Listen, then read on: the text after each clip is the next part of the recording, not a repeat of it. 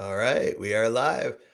All right, what's up, everybody? It's good to be back with you. And today is kind of a bittersweet one. So I have to tell you, I am to everybody. I'm joined by my son's now former, unfortunately, fourth grade teacher, Miss Jackie Griffith. It's so good to see you. And I just want to start off by saying thank you to you for the work that you did with my son this year. And I know with a lot of other kids, when we, found out the news that you were leaving, it was definitely a devastating time for, a lot of the kids. And I know you felt that. And I saw with my own eyes a bunch of kids crying and their parents crying. And I think it's incredible what you were able to accomplish in 3 months, the way you got to know those kids and build relationships with those kids. So I just wanted to start by saying thank you, and also by saying that I don't really know you very well, which I find interesting, right? I say this all the time. I think it's actually good when you don't know your kids' teachers that well, because it means they're doing something right? There was never really a reason for me to have to get to know you. So I want to get to know you a little bit, first of all, today. And I guess I want to start just by asking you, what do you do that allows you to connect with kids in such a way that got them to feel the way that they do when you told them that you were leaving? I honestly didn't realize the impact or the connection that I made with the kids was that strong in such a short time. But I think just what I do differently is I treat the kids like kids, and I treat them like a human rather than um, I mean, I feel like a big kid myself, so I can connect with them pretty easily. I'm interested in the same things they are. I still play Pokemon and video games. So I'm kind of like on their level in that aspect. And when I work with them in class, I'm not, I guess, I don't know if normal is the right word, but um, just the way I talk to them as a friend rather than authority figure, I guess.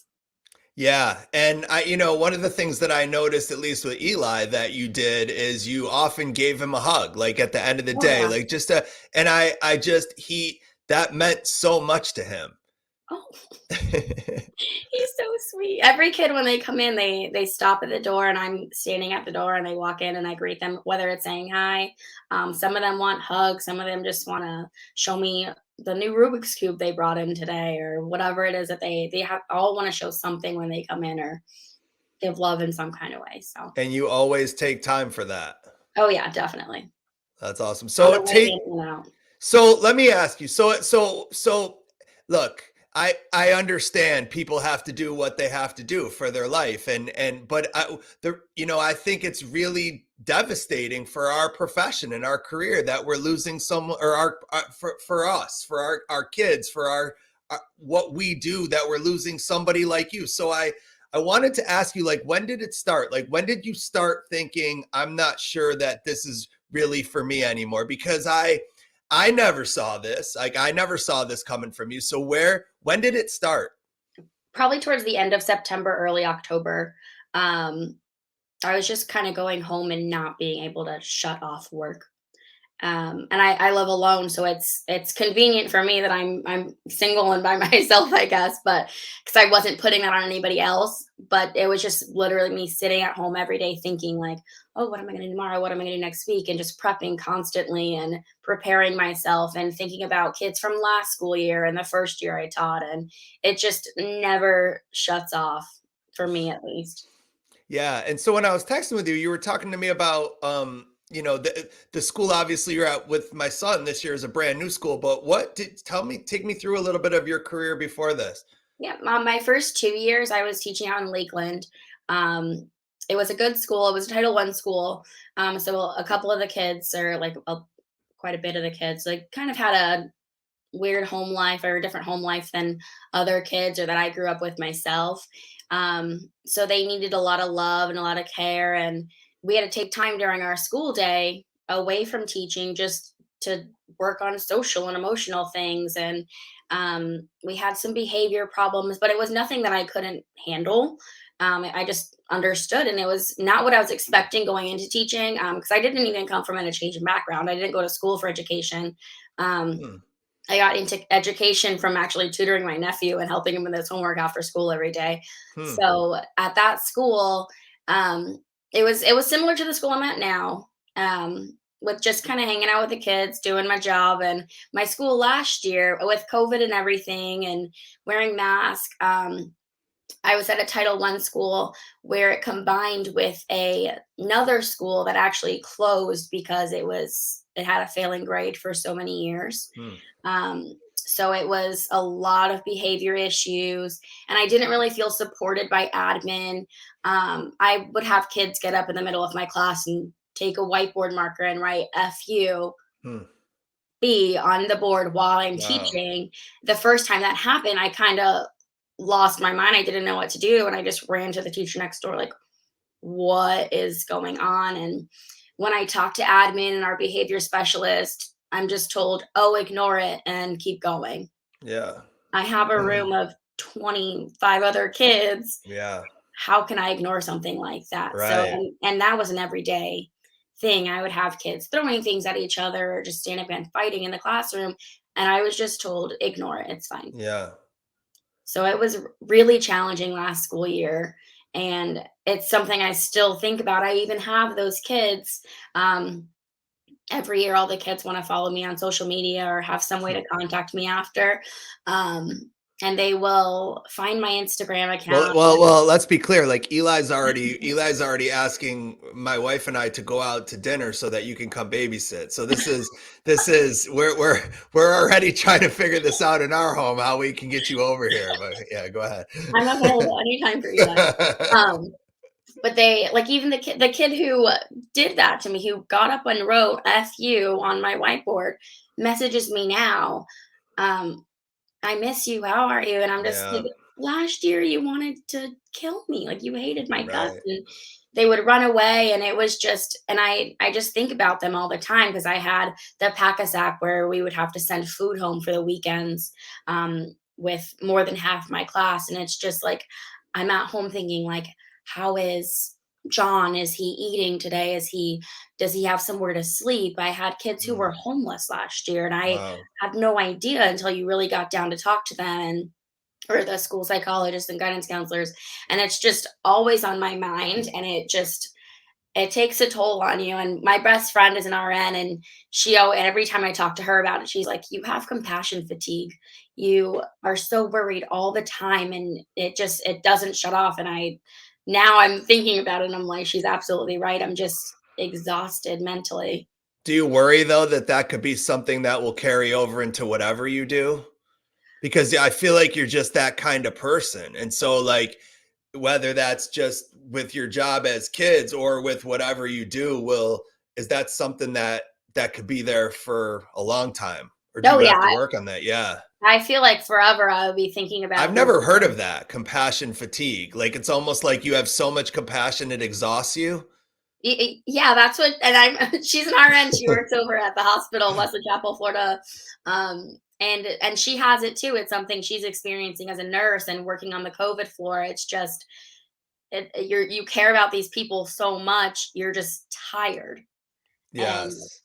and it's just like it's just always on my mind that every kid that I've ever taught, I even have kids who now are juniors in high school. And one of them posted on Instagram a picture from our school yearbook where I signed, and it just like broke my heart. I just like bawled, and she was like, "This is my favorite teacher," and she was messaging me for like math help or something in her algebra 2 class, and I was like, "Oh yeah," and I'm just messaging her and trying to help her out, but those kids, they're with you forever. And I don't have Yeah. kids of my own, so these kids are my kids. I know, I know. And I think it's important to remember that though, that a lot of, the kids that you're talking about in your first school, and I think kids, no matter kind of where you are, a lot of times they ask for the help and love in the most difficult of ways, right? The Mhm. the FUB that they're writing on the board is often a cry for help for something else going on in their life. And I'm curious, like, so in those situations, it's interesting that that same kid is now messaging you, which I'm not surprised, by the way. That doesn't surprise me. My guess is it's a cry for attention when they're doing it, right? And then Mhm. you give them that attention, then they get close to you. So So when something like that happens, what do you do in the moment, and then how do you stay connected with that kid to where they want to contact you later? Which is Um, awesome. with that specific child, I he ended up running away from my classroom after that Mm, one incident, and a few more times he's like run away during a fire drill, and we even had a scare on campus with a man got onto our campus, and he was drawing attention to the classroom by screaming, and I was like, "This is a dangerous situation, dude. Like we gotta calm down." But just talking to them and they're like seeing what's going, like letting them know you're there for them. That's all you can do is, and I would let him know, like, hey, I don't know what's going on. You can call me every name in the book. That's fine. I've been called worse. Um, but just let them know that you do care about them. I still gave that kid's hugs every time he came into my yeah, room, and I still good for treated you. him just like everybody else. You just start every day with a fresh start. You can't continue and like hold a grudge. He's a kid. He's 10. You can't hold a grudge against this kid forever and just forget it happened. And I mean, I won't forget it happened, but I don't Sure. want him to know that. And I still love him. I still care about him. And you just treat him the same as everybody else. You just Yeah. have to move I on. think I think, you know, I think it's easy in life to be respectful to respectful people. You know what I Hmm. mean? I think that's an easy thing to do. I think it's a lot harder to be respectful to disrespectful people. And I think that's the true sign of character, right? Yeah, definitely. Same with the concept of like being there for people. I think it's easy to be there for people in life when things are good, right? Like anybody can do Hmm. that. And I always say to teachers, yeah, you're there when the things are good, but can you be there for kids when things are bad, right? When the kid is at their worst and the kid is melting down or the kid is having some kind of issue, can you be there for them in those moments? And to me, when you can go through events like that with kids, right? You come out the other side and they see you different. Yeah, definitely. He he's such a sweetheart now that now that I'm not his teacher anymore, but he still asks. He's like, "Will you come to my school? Will you come to games?" And that's another thing I love doing too. The kids, whenever they have outside sporting events or Eli has his play coming up, I love going to those things for those kids and just seeing them outside of the school setting. They're a totally different person. The kids in school, they want you to like them and they're trying to behave and they want to do their work, but outside of school they really get to shine and be themselves and do the things they love, and they I didn't realize how much they loved teachers being there or running into teachers outside of school. I had a kid last year too. He invited me to every single football game, and I went to pretty much all of them, and every time I was there, the first time I went, he didn't know I was there, and I hadn't got to meet his parents because of COVID. Um, and I was like, I bet that's his parents right there screaming his name. And it was them. And I approached them and met them. And they were like, oh, he's so excited that you're here. He said you were coming. And I got to go see him. And he just had the biggest smile on his face. And when we went back to school the next Monday, he told everybody. And all the kids were like, you do stuff, you don't stay here on the weekends, you, and I was like, yeah, I have a life too, guys. I go out and do things. And after that I just had invites pouring in from every kid. They all want me to go to all their games and things, and it's fun, it's exciting, and it's like it makes me happy to be there for them and that they want me there to see them. It just helps with the relationship building, and whether they do things outside of school or not, just like checking in on them on the weekends, emailing a parent or just seeing how they're doing, sending home letters or anything like that. Which I wanted to do that for these kids. But I got locked out of the account already, so I couldn't get addresses to send holiday cards home. What do you mean? They locked you like you're already out? Yeah, I'm already out of. I tried logging in because I wanted to download a list of addresses to send home greeting cards for the holidays, and I tried logging in last night around 10 o'clock and couldn't get in. And I was like, oh, it hasn't even been a week yet. But okay. So, okay, so let's talk about this though, because so you start thinking, I'm not sure if this is for me back in October, right? And then how does it progress to where you decide now that this is the time? And what are you going to do next? Because we're going to miss you. I'm gonna miss We everybody don't too. want you to go. I want to. Why? I told it for everyone watching and listening. I told Miss Griffith that I wanted to go around and start a personal like GoFundMe account to just raise money. And I'm like, how much do we have to raise to keep you? You know, because I'm willing to go around the neighborhood and knock on doors. And they would do it, and I know they they would. definitely would. Because a few parents actually said that. I Um, know. I am going into tech. I'm going to software. When I leave teaching, I start in 3 weeks, so I'll just be home for the next few weeks, cleaning and organizing and just figuring out life, I guess. Um, but it progressed when I started thinking about it. One of the other fourth grade teachers had left earlier in the year, You know. and I was like, "Oh my gosh, that sucks! Like that's so sad. I'm so sad to see you leave." And didn't think anything of it. And then I was actually talking to a friend, and um, he's talking about traveling and doing this and this and this. And I was like, oh, yeah, that sounds fun. I can go in about a year. I can do this in about 2 years, like whatever. And we're just talking about it. And he was like, oh, when are you tenured? He's from California. And I was like, that's not a thing. Like, I'm Right. not a college professor. I teach elementary school. And he's like, oh, in California, they do this. And he's telling me about teachers out in California. And I was like, "Oh no, not here." And then he's like, "Well, do you like get paid well? Do you like?" And I was like, "I get paid better than I did my first year teaching, a lot better because they Ron DeSantis bumped it up quite a bit." And then he was just like, "Oh well, at least you get paid well." And then he was like, "Do you get raises every year based on your performance?" And then I looked at the salary schedule. I wouldn't get another raise until 9 years. Wow. What? Nine years. I have to teach for 9 years before I get like a $300 bump in my salary. And I That's was just like, insane. oh my gosh, like That's as a insane. single person living alone, I can't That's even, insane. That doesn't even make any sense. That's yeah. craziness.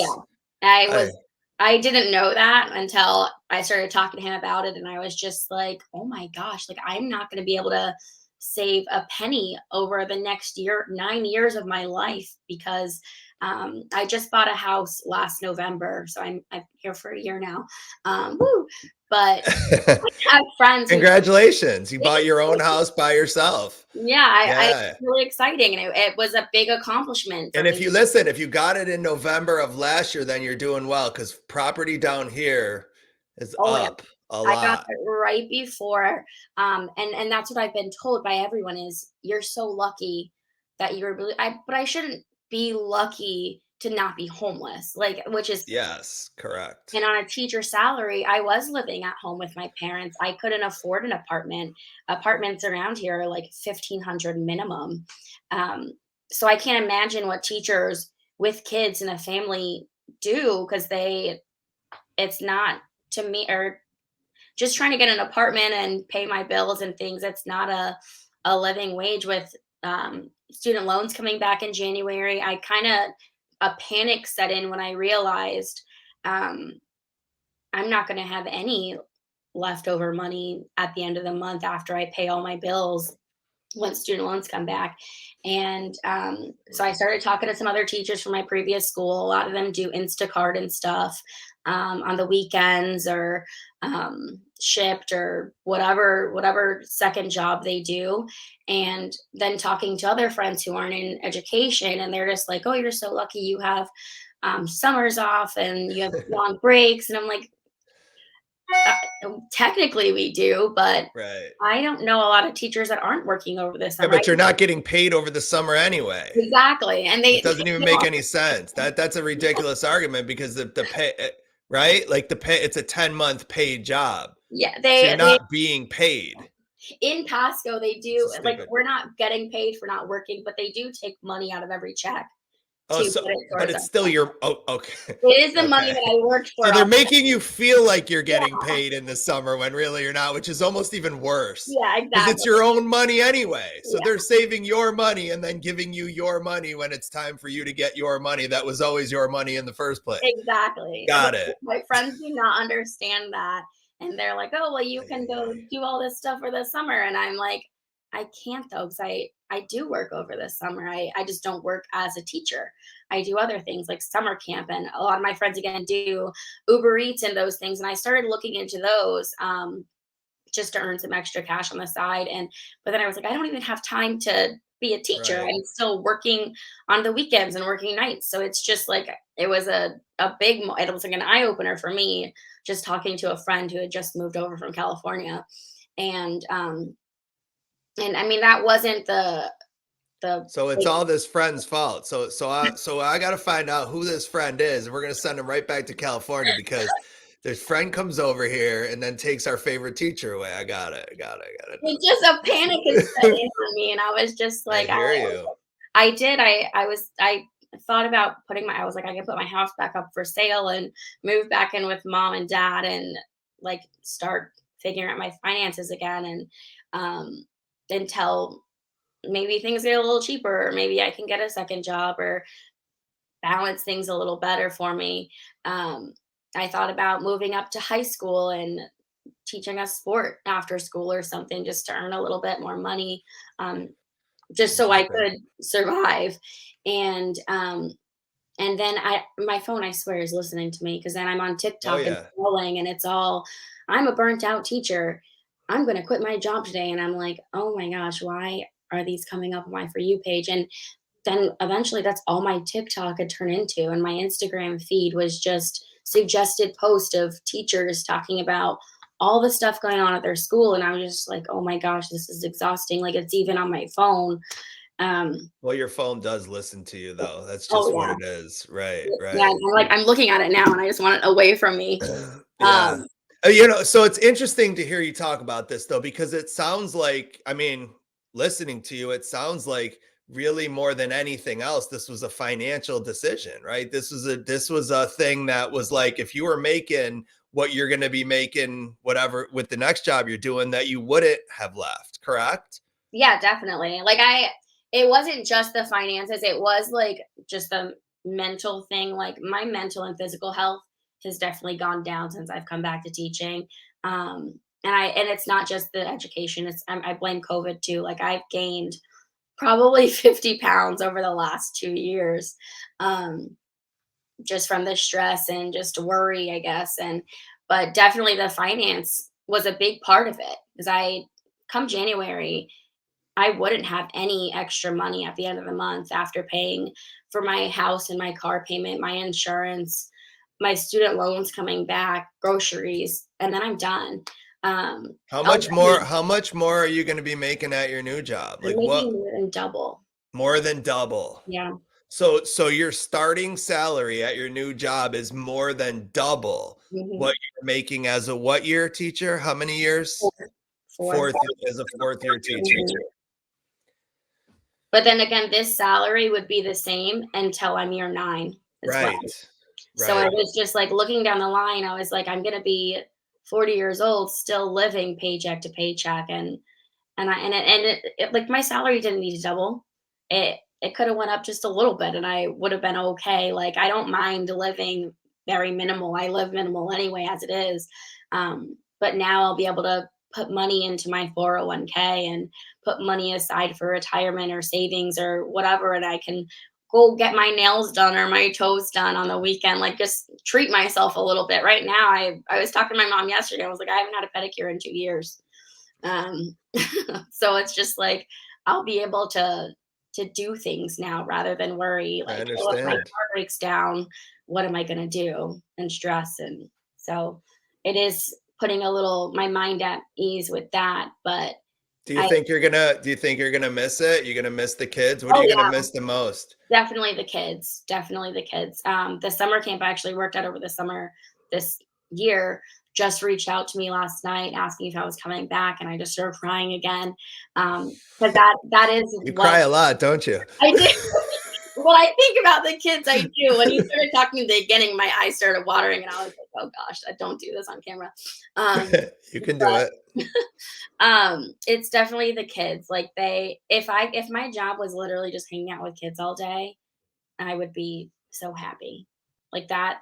Again, I don't have kids of my own. I don't want my own So kids. which parts of it though? What else is it? What are the parts of it that everybody doesn't see? Because I always think that that is the majority of what you get to do all day, right? Like isn't that the majority or is it not? Like do you feel like there are other things that just get in the way of you being able to do that. Because that, as a dad, that's what I want you to do. I want you to be there all day, hanging out with my kids, making them happy, making their life better, and teaching them a little bit of math on the side as well. You know what I mean? Yeah. Like, what else is there for you to be doing? There is, if you look at it time wise, I am with the kids most of the day. But anytime they go to their mini majors or they go to specials, I'm in a meeting. Whether it's a meeting with a parent or looking at a 504 or an IEP, or a staff meeting. We have staff meetings every Tuesday morning at 7:40. Just talking about data and looking at their test scores and what their test scores possibly will be when they take the state test later in the year in April. And it's just like, why? Like, if I just want them to learn their multiplication facts right now, why am I Right. worried in May if they're going to score a 5? Like, that score has nothing to do with them right now. Like, it's just a grade for the school, and that's what I take those the state testing as. And like, I'm more worried if this girl can round and add with regrouping, whether or not then if she's going to pass the test later in the year. I have students who are so far behind, but I have to keep going. I can't stop and take a minute to help them. Like, oh, you'll catch them up in small group. If I catch them, if I keep saying that and I'm going to catch them up in small group, I'll catch them up in small group. Right now, she's sitting in my class drawing a picture because she has no idea what I'm teaching for an hour. And then when I go back to reteach her in small group, the kids who needed help with what's going on the board, I can't help them because this girl over here can't add.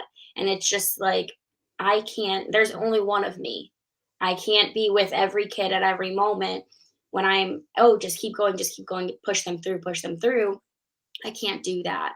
And then, So when, how do we fix that? Like, how do we make that better? Like, so if you're in charge or you're running a show somewhere, what do you do to make sure that doesn't happen? You know what I'm saying? yeah, it's hard. Like is there a fix?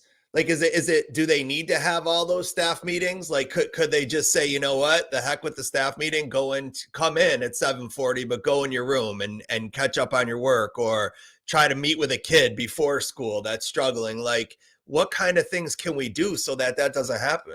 That would be awesome if I could meet with a kid rather than going to a staff meeting where I'm probably going to be checking my email the whole time anyway, honestly. If I could sit there and reteach something to somebody who missed so much last year and try to get them at least to where we are, like, I don't need them shouting out all their multiplication facts at me, but I do have kids who, I even have one kid that has trouble spelling her name. And it's just like, they clearly have missed out somewhere. And but I I don't wanna ignore her and just like, "Oh, the rest of my kids are getting it. One's not a big deal." She's struggling, you can see it in her face, and she doesn't want to, and she's embarrassed to ask questions, and I don't want a kid embarrassed to ask questions, but if I could, I'm there at 7:40 anyway. If a kid can come in and I can sit and work with them one on one and just to try to get them up to where we need to be, I would do that rather than I would much rather do that than go to meetings all day. And if I could keep them from their specials or anything like that, I would do that. Did you feel like this year more than the first few that you saw a significant gap in where kids were academically and behaviorally, both, or was it just one or the other? Oh yeah, definitely both. My first year, I did have a few kids that were ESC, so they were like their own special thing. But maturity level, behavior wise, I have kids who, like, I don't even know how to explain it, but they, compared to my first 2 years of kids, it's the same grade level. I taught fourth Yeah. grade. Last year was the only year I taught fifth. Um, but they seem so young this year, and they do have a lot of gaps. And having meetings with parents, I had one parent tell me, oh, she pretty much missed all of third grade. Yeah. And I said, then how is she here in fourth grade? Well, Right. she was in third grade, but it was online and she learned absolutely nothing.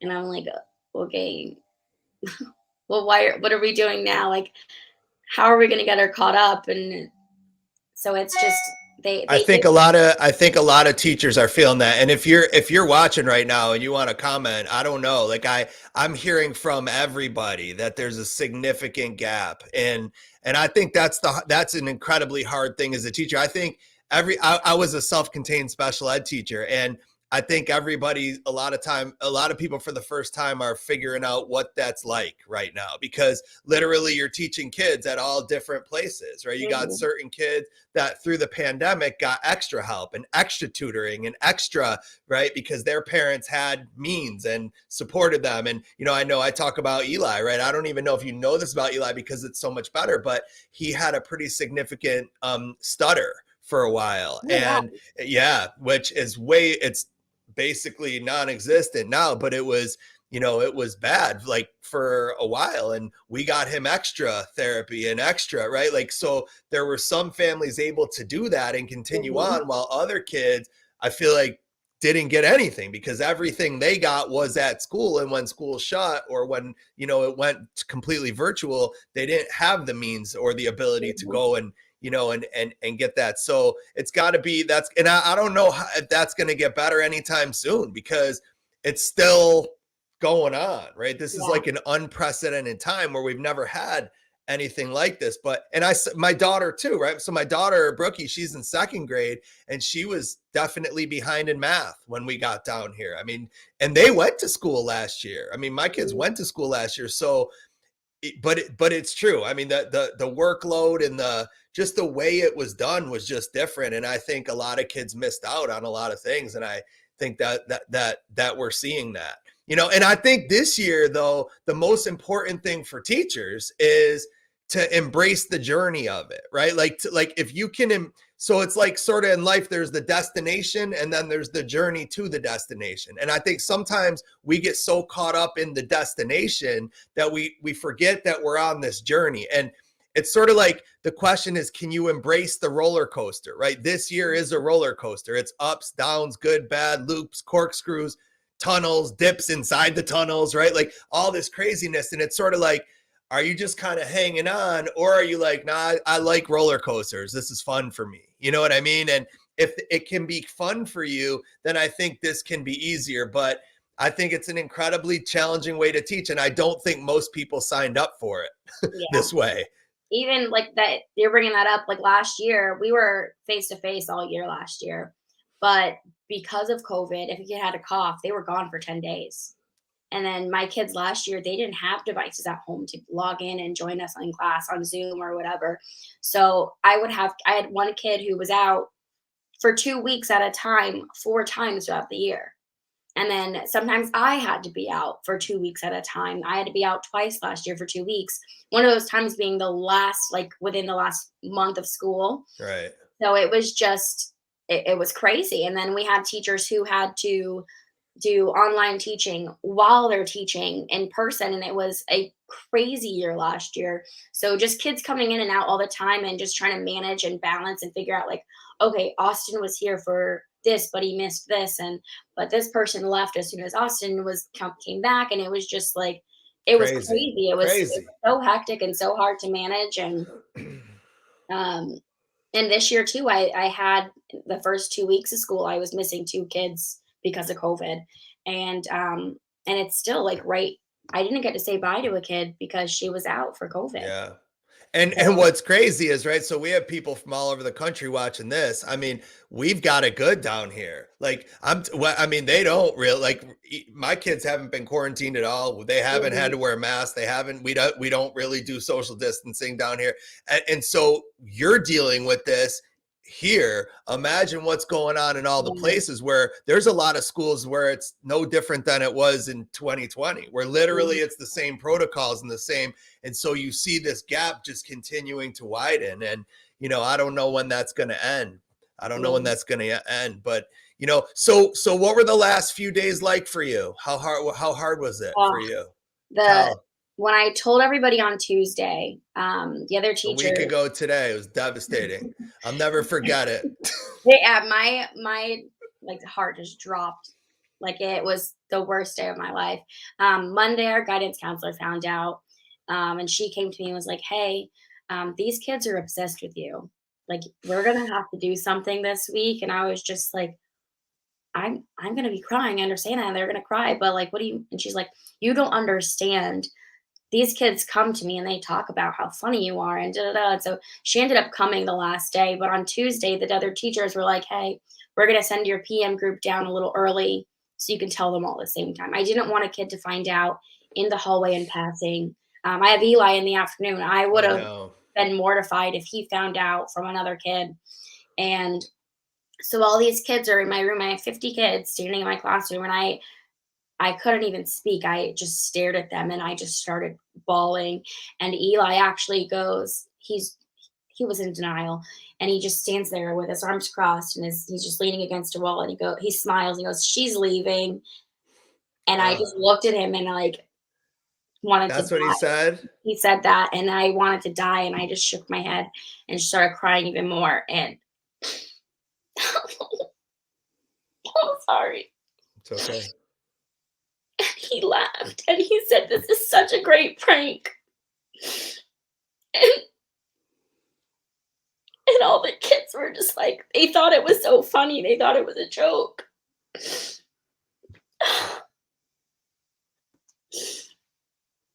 And I told them I wasn't kidding. But it took them a minute for it to even register, and they thought I was kidding.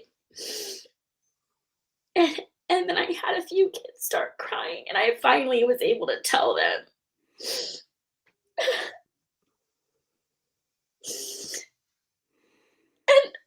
And some of them still didn't believe it. It took them a few hours to even think like this is actually happening. And then I had kids who also had missed no leave in the beginning of the year, Mhm. and they just like they lost two teachers. Mhm. And oh my gosh. And Mhm. and they really, Eli just stood there. He didn't, it didn't hit him. And he really thought it was a joke. And the other kids, like a lot of the girls started crying. We took a huge group picture. And my morning class ended up going upstairs, and kids from my morning class were like, they they tried not to cry, and they got to their PM class and their teachers were texting me. And they just got there and put their head down, and they couldn't do anything for the entire afternoon. And they just didn't want to cry in front of me, and they were in front of anybody else. And they just went up and they put their hood on and just sat there. And then I was supposed to teach my afternoon class the math lesson, and we like just I just did it while crying.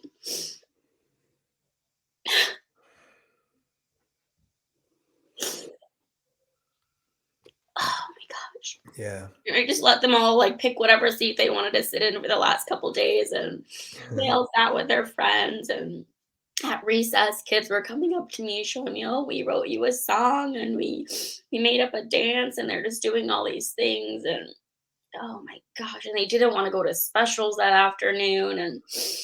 And then I was told an email was going out to parents before school ended so they would know before their kids got home. And that email didn't go out until about 4 o'clock. Right. So when I walked down a golf cart, I have all these kids who are 10 steps ahead of me, and I really thought all the parents Right. already We know, didn't know. We didn't know. Right. and they had to be That's in when you there. told us.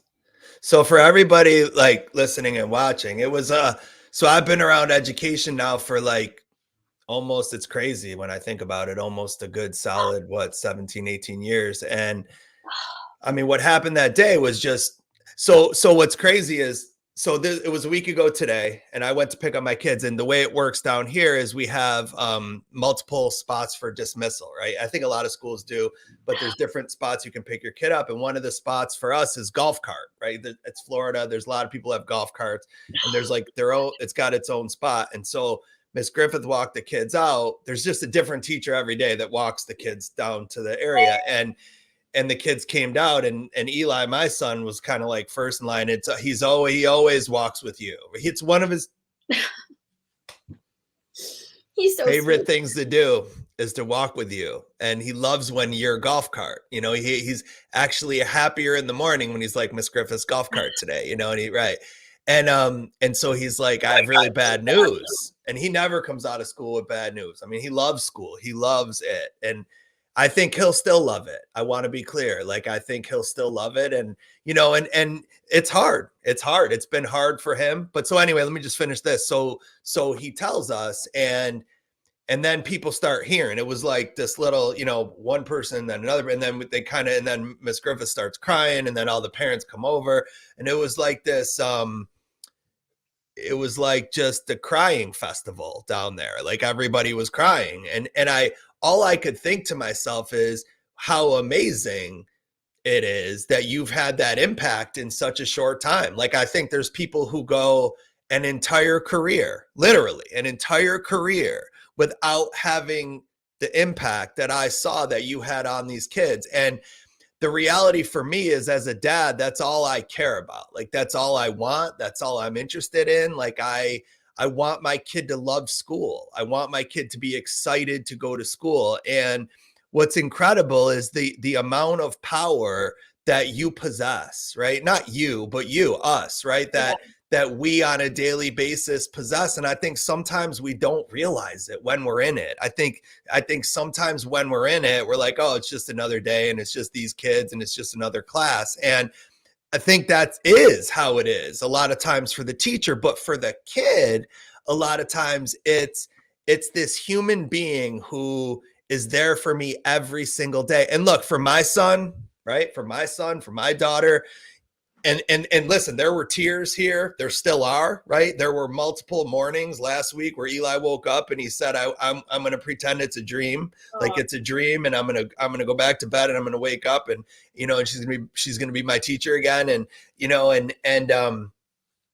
you know, but the reality for my son is, you, for as much as he loved you and as close as you were with him, you're probably still, like, I would say, when I look at his life, solid 5th or 6th on the list of support, right? Like, yeah, like, well, he's got his mom, and he's got me, and he's got grandparents, and he's got his cousins, and he's got his aunt and uncles, and he's got these people. And like, really all I could think of it is that there are some kids who the teacher in general is number one.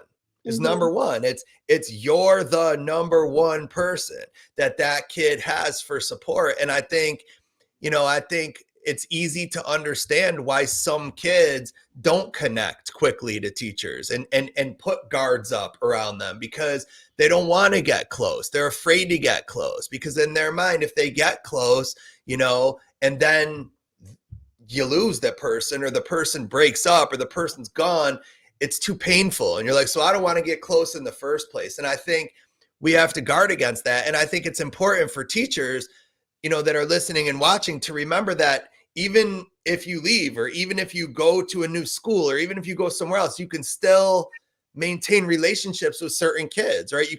There's still ways to, like, you're not gone. You don't have to be gone, right? Like, you can be gone, but still be a part of somebody's world, I guess is what I'm saying. And that's been really, I think, one of the saving graces of this is, you know, you don't live far away from us. And I've literally said that to him, like, you know, and she still wants to come to your play, and like, all those things that, you know, that you've done, or that you to connect, can still be done. Not in the same way, for sure.